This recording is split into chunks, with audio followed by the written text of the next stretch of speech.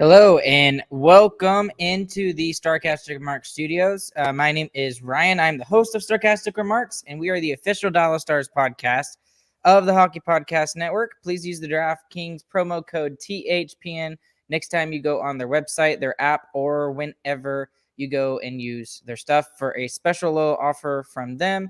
We really appreciate it. They support our podcast here and also the entire Hockey Podcast Network, and we really appreciate them doing so. So, without further ado, we're just going to go ahead and bring in James here tonight. Hey, James. This is supposed to be a after game review, but I mean, we're gonna change it a little bit. Yeah, we were kind of like at the last second, we were kind of like, maybe we should find something else to talk about a little bit too. Of course, we're going to talk about the game a little bit. We're going to talk about Zubov, and we're going to talk about just some of our favorite Dallas Stars moments just in our lifetimes.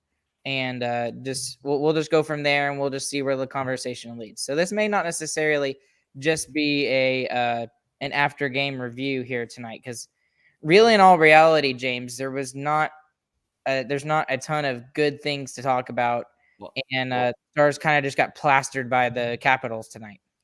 Basically, you can sum it down to everyone was bad.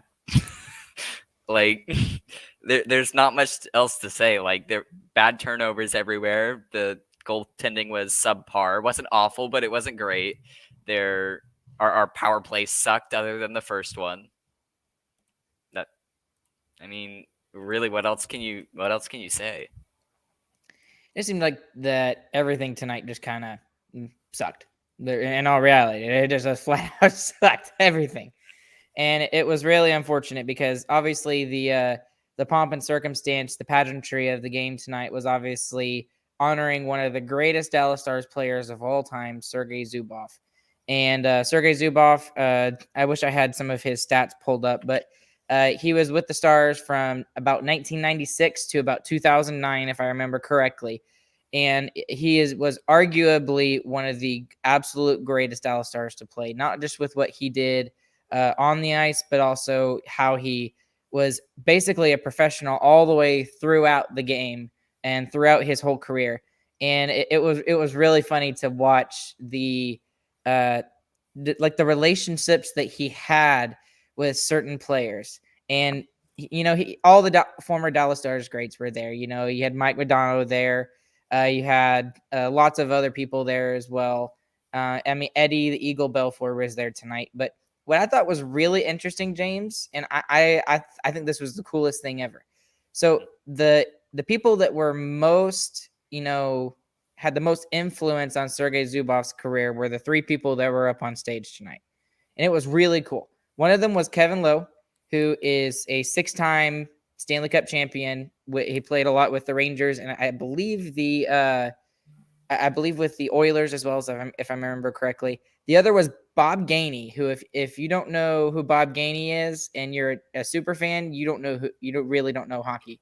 Bob Gainey has been everywhere, all over the map when it comes to hockey. And then, so you got two amazing hockey greats, right? You got Kevin Lowe, you've got Bob Gainey. And then who's that third person on the stage? Ralph Strangis.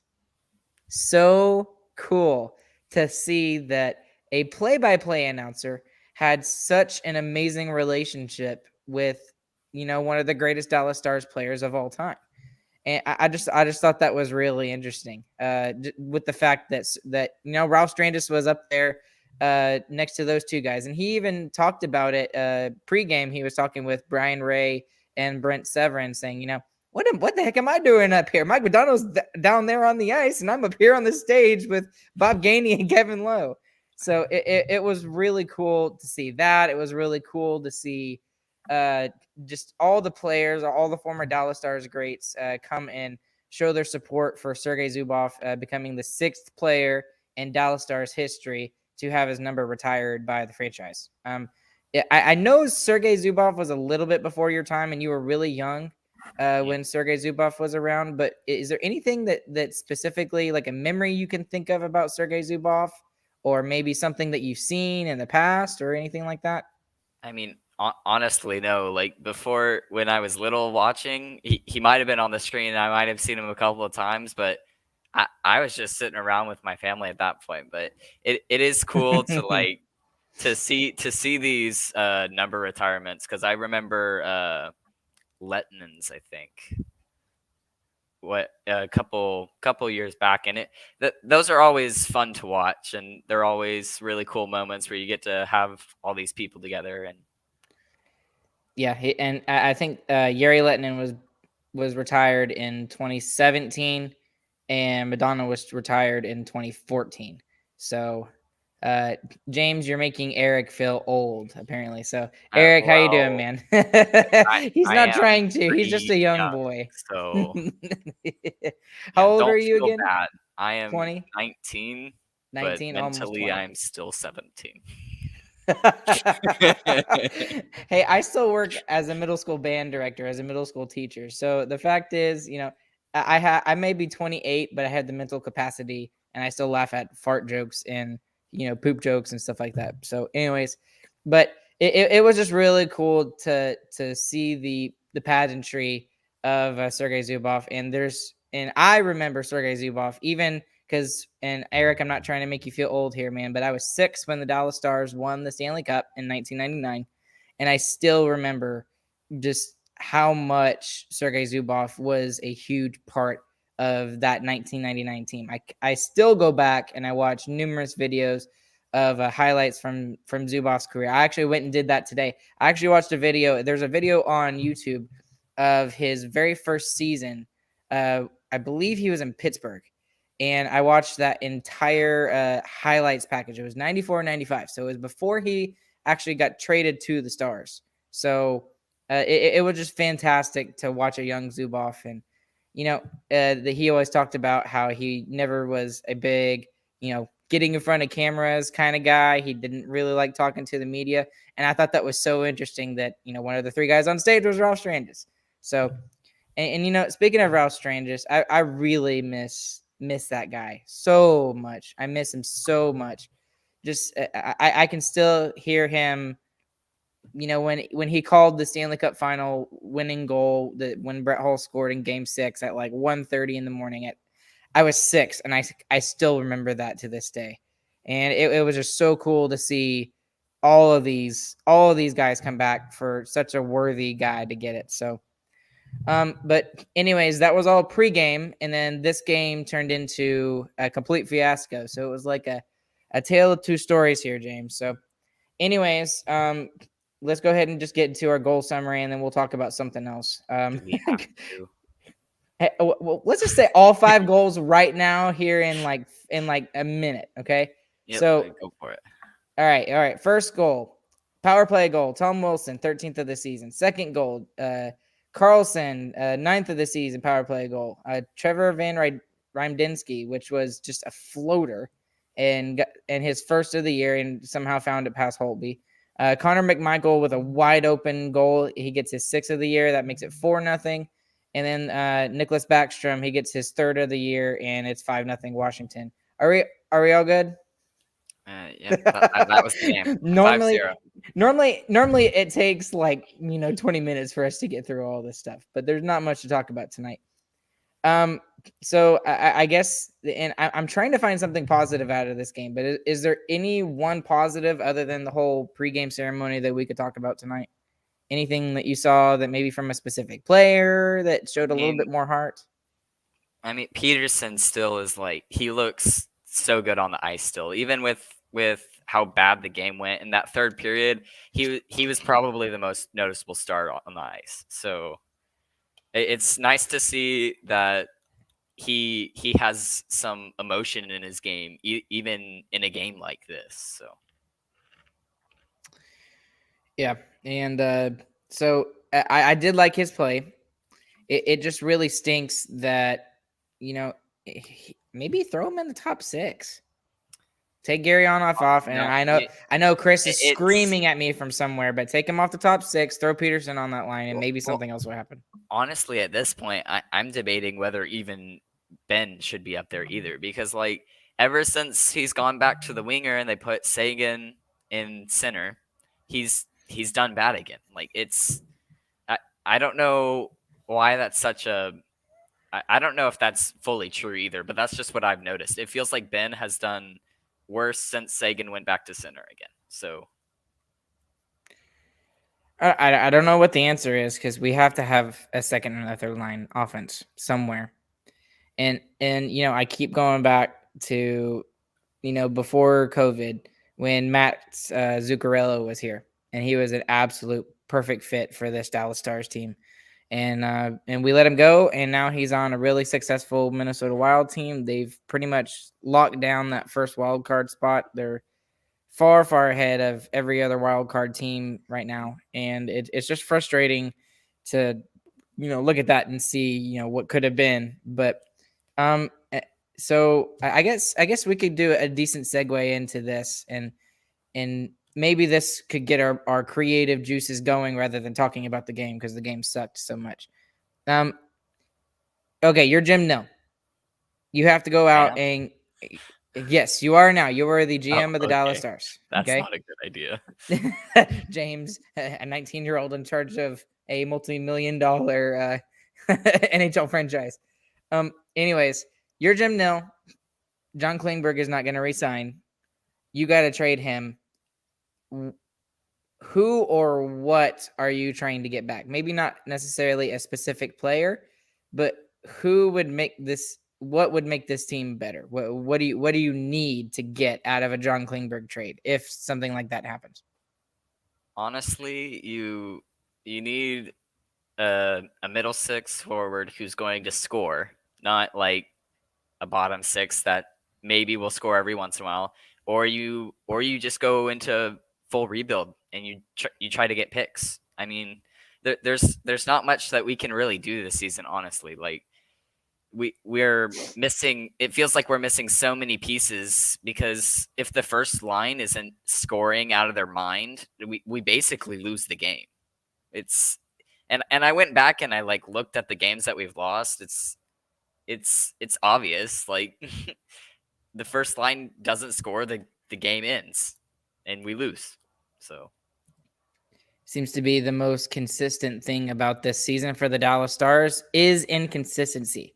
And I can't claim that. I saw that on Twitter from somebody. So honestly, I don't even know if it's that because like you don't think that's that? I think that's perfectly it. You can just tell that tonight. That like if one of Hintz, Robertson, or Pavelski are off, if one of them is off, the night we lose the game. It doesn't matter what anyone else does besides the one like Panthers game that we beat them 6-5, and the second line just decided that they wanted to score goals that game. Like it really feels like it feels like we're an Oilers team right now, except we're not relying on two people, we're relying on three. Yeah, and it's just frustrating to look at that and be like, and you're right. Let's go ahead and talk about a penalty kill tonight because Eric's bringing up a good point. PK is just killing us, and now it's 9 straight games in a row when we've had a penalty where we've given up a goal. And tonight it was multiple, the first 2. And what was mentioned in the broadcast is that this is the 30th ranked power play in the NHL, which blows my mind, by the way, with the fact you've got Alexander Ovechkin. And I know he's one guy, but you have Alexander Ovechkin. He's scoring out of his mind, and you have the 30th ranked power play. But that's beside the point. The Stars let in 2 goals to the 30th ranked power play tonight. And they did the same thing against Montreal, who was the 32nd worst power play in the entire league. It just proves that our penalty kill since December has been the worst in the entire league, like by far. Because anyone that goes up against us is able to get 1 or 2 every night. It's just guaranteed. And if we're not scoring those back like we didn't in the Montreal game and like we didn't in this game, we're not even going to be in contention for winning the game. Like, it's not even a question. So what's the deal? What do we need to do? Is it just like a lack of? I mean, both of the shots tonight on the power play, on their power play, on our penalty kill, we were just letting passes through the middle of the ice, and that's the last thing you want is changing the direction that quickly. And I mean, Alexander Ovechkin didn't even get a point tonight in a game that was 5-0 Washington. He did not get a point tonight. And So I mean, and that's really bad. That's really bad. and that proves my point that like we only have 3 players. The Capitals are a great team. They have multiple players who are going to go out and score and who can get points, and we have 3 players right now that can do that. That's it. So, and honestly, for the penalty kill, I don't know if it's coaching or we just or what, but I mean, we got Fox and Glendening back, and we still have Glendening. We're still missing Raffle, which hurts, but like There's no excuse. It's not. yeah, It's one missing player. one of our penalty killers should not sink the entire penalty kill. Well, and that was something we talked about in our preseason debut for the Dallas Stars, is the fact that we got Luke Glendening for 2 reasons: the fact that he can win faceoffs, and we would become an even more dominant faceoff team, and the fact that he's really good on the penalty kill. And that doesn't show up for the Dallas Stars tonight. And I was looking at the stats for this, and pre-COVID, or excuse me. Pre-COVID, the Stars were top 10 in the league in penalty kill. You know where they are right now? They're 28th or 29th now, I think. 29th. 29th in the NHL. That is a significant drop. Yeah. So what? And we're supposed to have a coach that's more defensive now too. So right. Well, and that's the other thing that I was going to point out too, James. You kind of hit the nail on the head there. You were going right into my next segue. And the fact that the Stars right now are giving up over 3 goals a game, right? I think their average is 3.07 or 09 or something. It's over 3 now, according to this game. Right. And I think we're like 21st or 22nd in the league defensively. And that's supposed to be our strong suit. And that hasn't been the case this season. We've had very good stretches where we've been able to outscore our problems. And we've also had, good times where we've, played really well defensively. But again, it goes back to the 2 words I have been talking about for the last several weeks: consistency and confidence. And they have neither right now. There may be individual players that have confidence, but there is no confidence in the power play. There's no confidence in the penalty kill. There is a little bit of confidence in the goaltending, which we didn't see tonight. We haven't talked about that yet. We'll get to that. But we just need to figure out what the heck we need to do on the penalty kill. I don't know if you need to go back to and watch film or watch games from pre-COVID or pre-COVID break this season and figure out what we were doing differently. But someone needs to look and study and look at hours of video. Maybe that's Kelly Forbes' job. He can figure it out, the video coach for the Stars. And, figure out what's different. Is it aggression? Is it we're just like allowing passes that we didn't normally? Are we not getting sticks in lanes? What is it? Something needs to be figured out with this penalty kill. And this is what I've been kind of crawling back to recently is like a team can only be like your players can only be blamed for having a bad night for so long before you start looking at the coaches. And it really feels like a lot of what we are struggling with can be coached. And I don't know how much I actually blame the players for this. Are you on are we talking like a fire bonus kind of thing? Or are we talking a fire assistant coach thing? I'm talking like in general, because like we had the 5-on-6 problem, and I don't know if that's fully been solved because the two teams that we kind of solved the 5-on-6 on were both not very good teams. And now we're talking about our penalty kill, which has been bad for about a month now. Weeks. And it's just it feels like nothing's changing. And if nothing is changing, then they're not being told to change anything. Well, something needs to happen, and I know we keep talking about this, but after that Montreal game, even even now, after we went on a 4-game winning streak on the road, they were all against teams we should beat. And, we finally play a team for the first time in about a week that, has playoff aspirations, and we get absolutely destroyed. And it's not going to get any easier for the Dallas Stars over the next week and a half. If anything, it's actually going to get worse, because not only are we playing teams that are really, going to be really good, we're also going to be facing against teams who are in our own division who are top 3. Nashville is coming up. St. Louis is coming up again.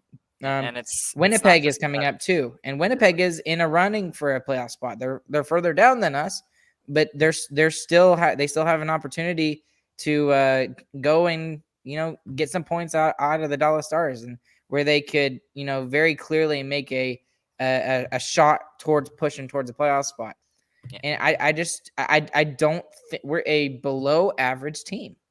We want to think that we're this Stanley Cup contender playoff team. All we have to do is make it into the playoffs. But I don't even think we're good enough to make it into the playoffs now. I said that after the Montreal game. I said we're not making the playoffs this season. Yeah, we are literally a dead even team, if not just barely below.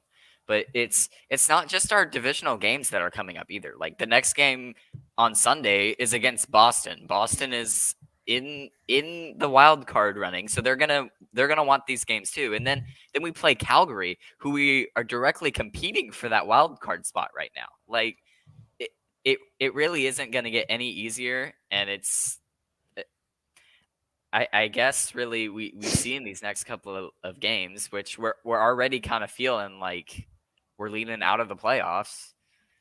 If they don't find a way to start beating some of these better teams, it's not even a question if we're out or not. Well, and and then you could argue, because in the back of my mind, I'm thinking like another Stars fan. We've beaten teams when they've been on giant streaks. Yeah. We've beaten Pittsburgh when they had a giant streak. We beat Edmonton when they were playing really, really well. We've had games where we've played against really good teams and we've won. And it goes back to consistency. This team has none of it. Well, like let me ask you, who scored the first goal in the Edmonton Oilers game and back in October when we beat them and we shut down Connor McDavid? Who scored the first goal in the Avs game that was in that same week during that 7-game winning streak? And then also in the Penguins game, like you ask these questions and you're all looking at the exact same line. It's not even it really doesn't feel like there's a Stars team right now. It feels like there is a first line and that's it. Yeah, you're right. And there is no 3 in team. I guess there's no 3 in team. Kind of. Some of the letters are in there pretty well, right? I guess, but it's. I mean, you can very clearly see. I feel like we're kind of in the same boat as the Edmonton Oilers right now. No, we definitely are. Like we feel like we should be better because of the players that we have, right? And we're not. And we're not, because we haven't surrounded the guys that are leading the way with other guys who can follow along. And I talked about this past year, that third line, the identity of that third line has got to change. And now the identity of the second line has to change. I mean, that's what it is. Yeah, that second line is so critical. And and we keep, we have a great first line. Great. They have to shoulder all the responsibilities of all the offense that we have to do. So I don't know. It's just frustrating, and I don't even think we need a middle 6 guy, James. We need a top 6 guy if we're going for it. But yeah, I don't see us getting a top 6 with Klingberg, honestly. Like with the way Klingberg's playing right now too, his points have slowed down a little bit in the past week, and he's still not playing very good defensively. That's obviously going to change when he switches teams, but other teams aren't going to go 100% on that. And like he's just going to be a rental too probably for a team unless he resigns for a long term. I don't see that happening either. Realistically, he isn't the same star player that he was a couple of years ago. He's a great player still, and that's he's still a top 4. He's still a top 4. But like 3 years ago, he's a top 2 without a doubt, right? Like I don't know. I don't know what to tell you. it seems to, and this might be an obtuse observation from me, but it seems like the veterans who were really, really productive offensively in Bonus's system are aging quicker. Does that make any sense? Yeah, I I mean, guess. we look at But like, Sagan we're and not gonna Ben know that. and Klingberg, and like all three of those guys used to be like the guys that we leaned upon, uh, to get offense and everything like that. I mean, Sagan is 29. He's not even 30. Ben is 32. It's not like these guys are ancient. I mean, you have guys in the NHL right now. Look at Joe Pavelski. Look at Patrice Bergeron. Look at, guys that are 33, 34 plus, and they're still productive in their careers. Why can't our guys do the exact same thing? and Why? and we're not gonna know if it's Bonus till he gets fired next season. So there, right now, there's nothing we can do. We can't tell, and that's probably the most frustrating thing to us, honestly, is that we are stuck with Bonus as a coach, and we know he's going to stay, and we won't know if we switched him out at the beginning of of last season, would things have been different? Probably. Maybe they would have been worse. Who knows? But we Uh, really just don't know. I just don't know if Bones was really the reason why the Stars ran to the Stanley Cup final. I think I he thought I this think he the whole stood I time. think he stood out of the way and let the players take care of it, and then they just followed his organization of what he decided to do. That's the only thing I can think of. That's what I thought he did in the first place. That's why I thought the run was so cool, because it really didn't feel like he was coaching the team to that final. I mean, obviously we don't know that for sure. Not he might have, and I mean it's just it's frustrating to watch. Is the only thing. Troy Rains on Facebook. Hey Troy, thank you for listening. Is Tortorella still looking for a job? I don't care. I don't want John Tortorella. No, he's already employed with ESPN. Yeah, I'm sorry. I don't. He does have a job, and I think he would leave his job at ESPN for another coaching job. But I really don't want John Tortorella. I'll just leave it at that. I mean, the guy is a great media bit, and he doesn't take any crap from anybody.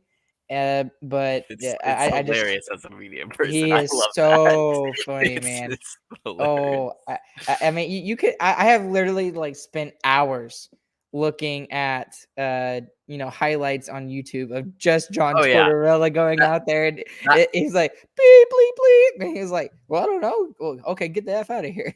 Just I do that was always my favorite thing about the Blue Jackets losing. yes, or Vancouver when he was in Vancouver. Oh yeah. Yeah, I think Vancouver was the absolute worst for me, at least. So okay, so let's go ahead and flip to the opposite side, which is the power play. The power play has not been very productive for us at all recently. It's still top 10 in the NHL. It's still top. I think it's still top 5, If honestly. it's top 5, I'd be surprised because it definitely feels Yeah, they're worse. sitting Now, at 4th. But okay, so the thing 4th. is that what they're It's doing not is, consistent. It's not yeah, consistent. they scored 4 against Buffalo, and then tonight right. Like, this is stupid. This is stupid. They go 1 for 7 against Montreal, and then they go 4 for 5 against Buffalo, and those games are 4 days apart. They're 4 days apart. It doesn't make any sense. Yeah. It doesn't make any sense. I'm just gonna type the word consistency and let it go across the bottom of the screen for a little while, Just let because it go for the I rest mean, of the it's just podcast. that we're just gonna put it down there for those of you that are just listening. I have put the word consistency at the bottom of the screen, and it's just gonna scroll for the next couple of minutes, just because that is the definition of this team right now. Is they're so consistent, they're inconsistent. And the crazy Or you thing can is, flip it. They're so inconsistent that they're consistent. It's the stupid. power play is so crazy when it's on that they literally can't miss the net. And then we go for like 5-6 games without a power play goal, and then we score another 4 in one game, and it resets us back to to like third or fourth in the league again. Mm. I, So I don't know how that works. I don't know if that's a matchup thing and we're just so good at picking apart the people who use this particular like penalty kill or something. But it's crazy. yeah, there's Troy saying consistently inconsistent. Maybe I'm gonna change the title of this podcast. I know consistently inconsistent. That's gonna be the title of this episode. I'll put that up there later. And oh, Brandon, no, don't agree with you.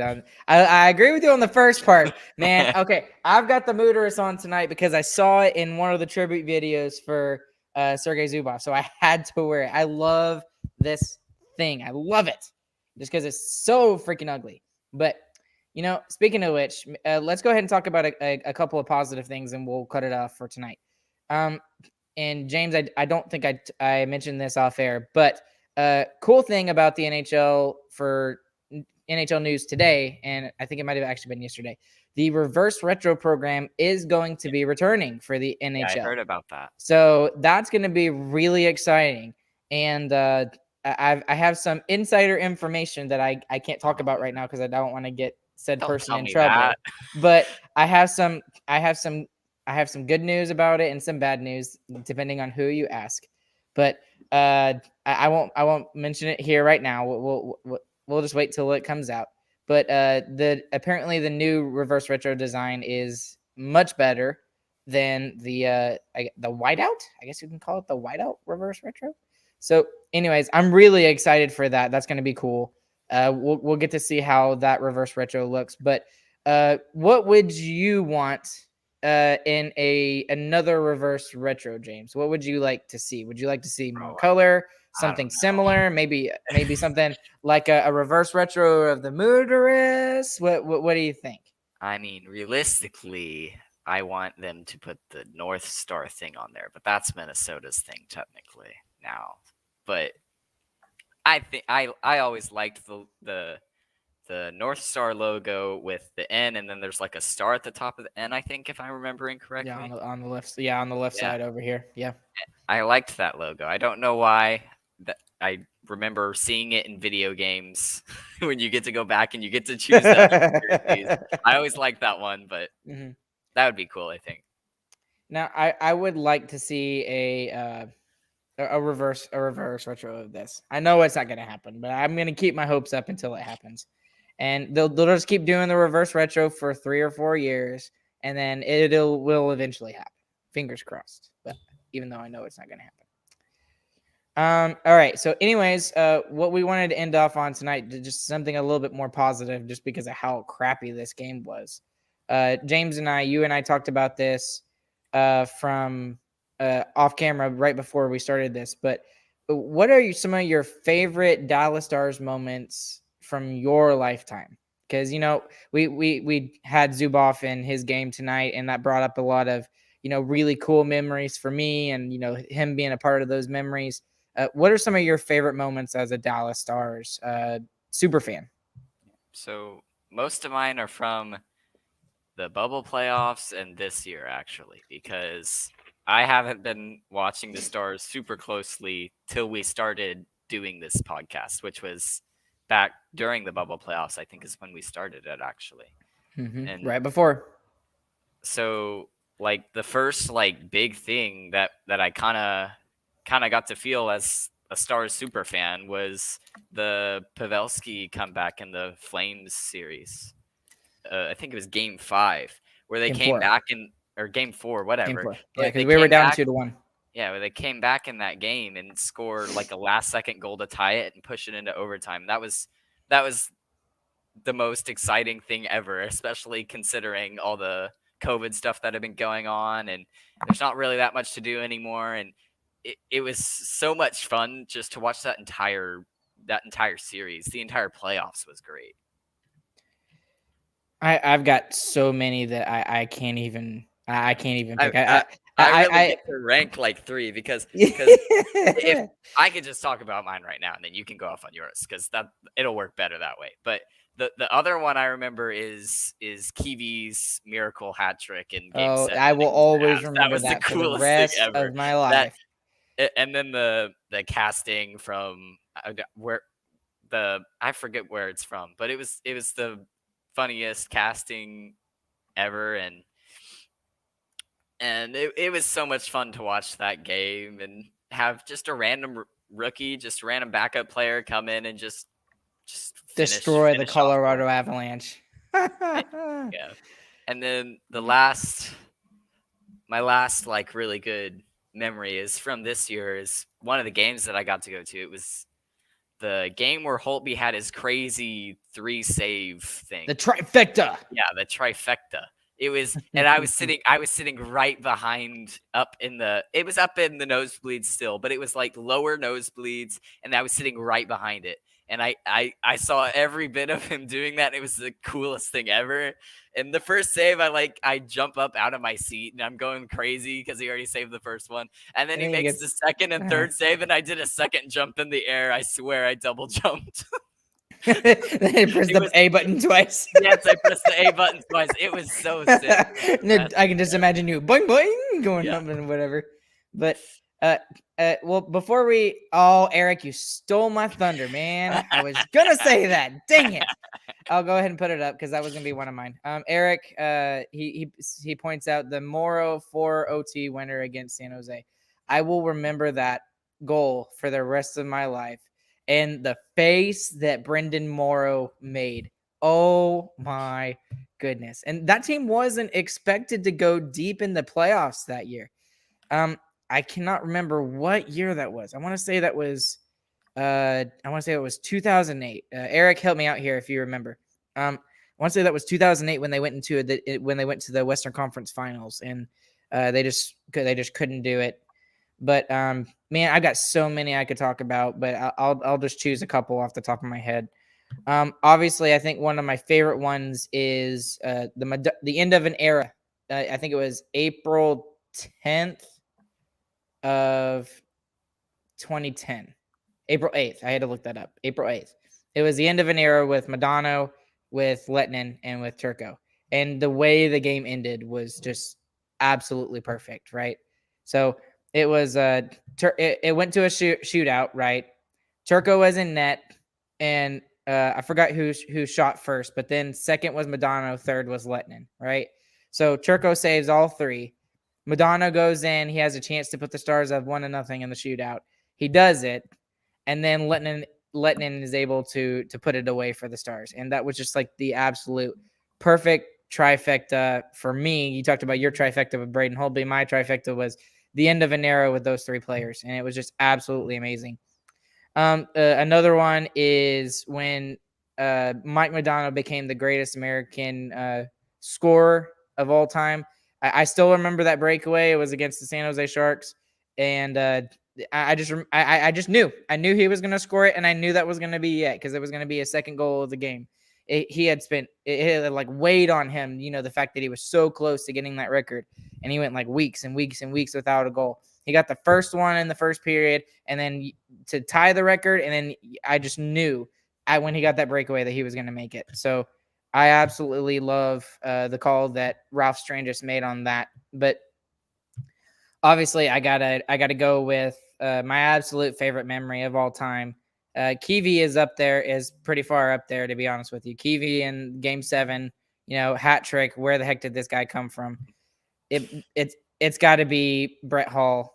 It has to be Brett Hall in 1999, the Stanley Cup final winner. I was 6, and I still remember being up at like 1:30 in the morning, and Dad letting me watch it, and I had never seen so much jubilation. And I watched Ralph Strange's call. He was saying, "Yes, yes, yes, the Stars win the Stanley Cup. The Stars win the Stanley Cup." And then I went back as I got older, about 3 or 4 years later, and I listened to Gary Thorne's call on ESPN, and one of the lines I'll remember for the rest of my life is, deep in the heart of Texas, the stars are shining. And that just gives me, I mean, I'm getting chills just right now, just thinking about that and listening to those calls. So, I mean, I could go on for days talking about moments, but those are just three of, numerous, Dallas Stars memories that I have. So, do you And that's remember how we any of wrap those, up our. James? No, I don't. But that's how we wrap up our AGR against the Washington Capitals, where we lose 5-0. So You just had to end it on a negative note. Screw you. I have You to. negative I have to Nancy. remind That's them my that this is job. an AGR. You had to think about it for a second. I do After because the I interview. want to say J for some reason. I don't. AJ. It doesn't make Oh, any sense. AJR. Okay. No, that makes sense. I get why you're Right. saying that. All right. Well, when's the next game, James? Help us out. It's on Sunday. It starts at 6 p.m. It's in Dallas, and we play against Boston, a team who is going to be hard to beat. And we should expect to bounce back from this Dallas Stars team on Sunday. There's got to be a better bounce back from this team on Sunday. But anyways, guys, that's going to do it for us tonight. Once again, we want to thank DraftKings for sponsoring us and also the Hockey Podcast Network. We thank them for allowing us to do this stuff for free, allow us to talk to people on the internet and, just rant a little bit about our Dallas Stars. And, we really do appreciate everything that they do for us. And I guess we'll be with you guys again on Sunday after the game against the Boston Bruins. And hopefully Chris will be with us on that game. But if not, that'll be okay. And either I'll do it by myself or James will join me again. Do you have to work on Sunday? Yeah, I'm working. You got to work on Sunday? Dang. Okay. Well, it may just be me. You may be stuck with me, guys. So sorry. But anyways, along with James, I'm Ryan. This has been Starcastic Remarks, and we will catch you guys on the flip side. Have a good evening, morning, whenever you're listening to this. Goodbye.